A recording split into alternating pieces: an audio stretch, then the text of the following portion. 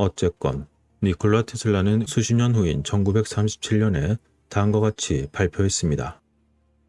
저는 지난 1년 동안 많은 시간을 새로운 소형 컴팩트 장치를 완성하는 데 바쳤습니다. 그 장치를 통해서 상당한 양의 에너지를 공간을 통해 아무리 먼 거리로든 분산 없이 전송할 수 있게 되었습니다. 라고 말이죠. 테슬라는 그의 개량된 송신기에 대한 기술적인 세부사항을 공개하지는 않았지만 1937년 또 다른 발표에서 그는 다음을 알려주는 새로운 공식을 공개했습니다. 몸체의 운동에너지와 위치에너지는 운동의 결과이며 질량과 속도로 결정됩니다. 질량이 감소하면 에너지도 같은 비율로 감소합니다. 질량이 0으로 감소하면 에너지도 마찬가지로 유효한 속도에 대해서 0입니다. 라고 말이죠. 그렇다면 테슬라가 외계의 무선 신호를 도청했다고 믿게 된 그러한 근거가 되는 그의 기록된 내용이 거의 없는 이유는 과연 무엇일까요? 아마도 진실은 검은 옷을 입은 사람들로 인해서 비밀로 유지되었을 것입니다. 1997년 여름, 앞서 언급한 알프리는 자신이 호기심에 경매에서 산 테슬라의 상자 4개의 모든 내용을 다 읽고는 컴퓨터 디스크에 서류를 스캔할 준비가 되었습니다. 알프리는 테슬라의 방대한 노트와 일지에 그림이나 청사진이 전혀 들어있지 않다는 사실을 약간 이상하게 생각했습니다. 알프리는 나중에서야 테슬라가 자신의 발명품을 만드는 데 필요한 것이 단지 자신의 머릿속의 청사진 뿐이었기 때문이라는 점과 종이에 자신의 아이디어를 그리거나 그것을 세부적으로 설명하는 것을 싫어한다는 걸 알게 되었습니다. 그런 까닭에 알프리는 테슬라의 일지가 일반인들이 내용을 파악하기엔 종종 불완전하다는 것을 알아챘습니다. 게다가 일지의 내용은 며칠, 몇 달, 심지어 몇 년으로 구성된 수많은 간격이 있었습니다. 그래서 알프리는 다른 일지가 어딘가에 존재할 수 있다고 추측했습니다. 아마 나머지는 정부에 의해서 숨겨졌거나 자신과 비슷한 사람들의 무지에 의해서 잊혀진 창고와 다락방 등에 숨겨졌을 것입니다. 이러한 자료 내용들의 간격 때문에 알프리는 다른 사람들이 누락된 섹션에 대한 추가적인 정보를 가지고 있기를 바라면서 인터넷에 문의하기 시작했습니다. 그리고 이러한 문의는 분명히 분실된 일지에 관심 있는 사람들의 관심을 끌게 되었습니다. 그러나 그의 이러한 액션은 테슬라의 일기를 영원히 잃어버리고 싶어하는 사람들의 눈에도 띄었던 것입니다. 1997년 9월, 알프리는 아내와 아이들이 맨하튼으로 떠난 사이에 자신의 테슬라에 대한 연구를 계속하기 위해서 하루 종일 집에 있었습니다. 그때 알프리가 기억하기로 전화가 울렸고 전화를 건 사람은 알프리가 발견한 테슬라 논문에 관심 있는 제이코프스키라고 자신을 소개했습니다. 하지만 알프리가 그 사람과 몇 분만 통화하던 중이었는데 갑자기 전화가 끊어졌습니다. 그리고 그때 거의 동시에 현관문에 벨이 울렸다고 알프리는 회상했습니다. 내가 현관문을 열려고 했더니 문이 이미 열려 있었고 현관에는 남자 3명이 서 있었어요. 그리고 알프리가 말을 하기도 전에 가장 가까이 있던 남자가 그의 이름을 불렀다는 것이었습니다.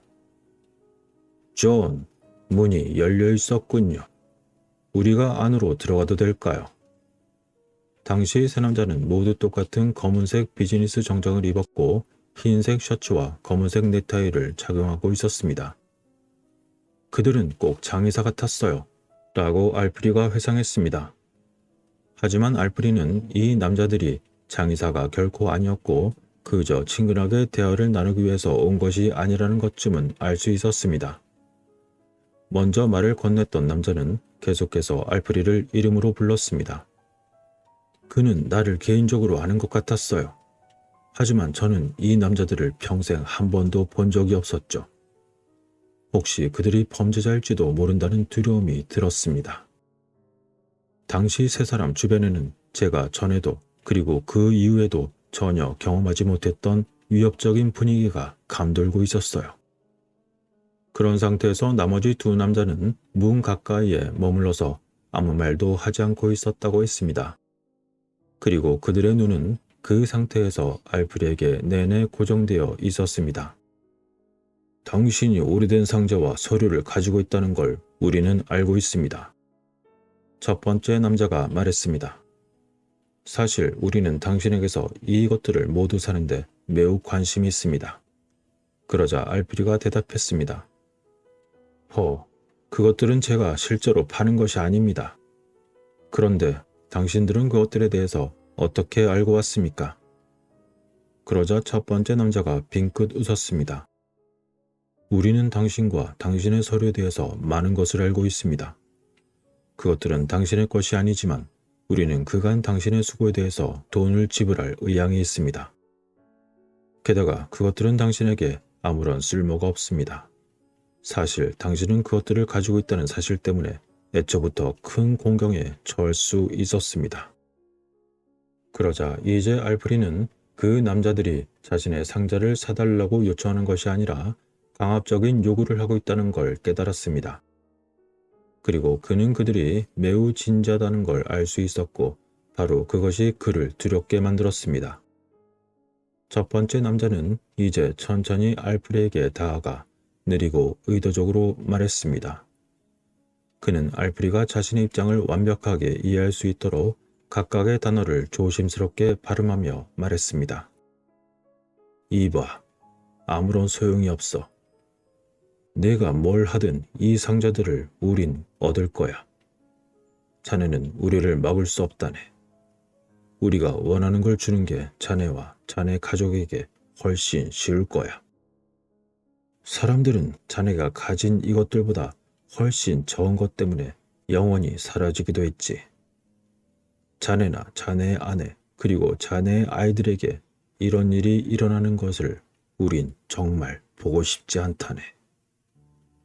그 남자는 이제 알프리 바로 앞에 서 있었고 그의 어두운 눈은 고정되어 차가웠습니다.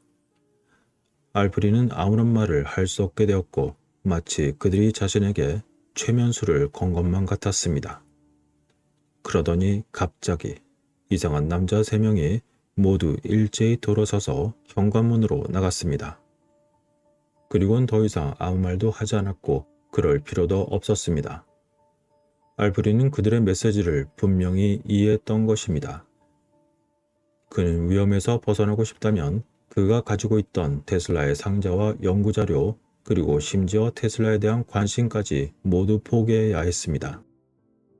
알프리는 마치 황홀경에서 깨어난 것 같았고 무슨 일이 일어났는지 깨닫고는 남자들을 다시 만나기 위해서 바로 문 밖으로 달려나갔습니다.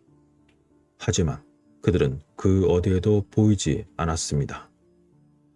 차도에는 차가 없었고 거리는 완전히 텅 비어 있었습니다.